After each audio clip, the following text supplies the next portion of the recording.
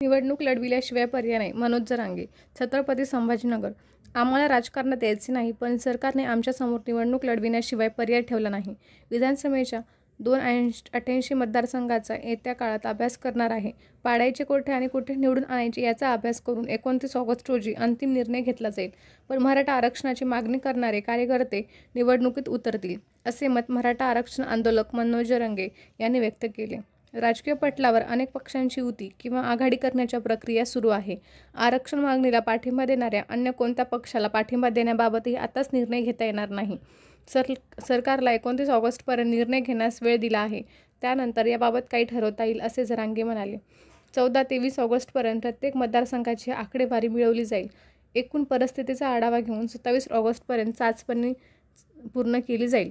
त्यानंतर गरीब मराठा निवडणुकीत उतरविण्याबाबत निर्णय घेतला जाईल. भाजपच्या नेत्यांना आता मराठा आंदोलन थांबवता येत नाही. त्यामुळे भाजप नेत्यांनी ज्ञानही कमी आहे. पुढील काही दिवस मी काही बोलणार नाही. आता पाडापाडी करणे हे आपले ध्येय असल्याचे जरांगे यांनी सांगितले. देवेंद्र फडणवीस यांनी भूमिका जाहीर करण्याच्या मतावर जरांगे म्हणाले, शरद पवार, उद्धव ठाकरे आणि नाना पटोले यांनीही मराठा आरक्षणावर त्यांची भूमिका जाहीर करावी. जर त्यांनी भूमिका घेतली नाही तर सरकारने बहुमताने निर्णय घ्यावा. त्यांना त्यांचा लाभ होईल, पण त्यांचीही भूमिका घ्यावी.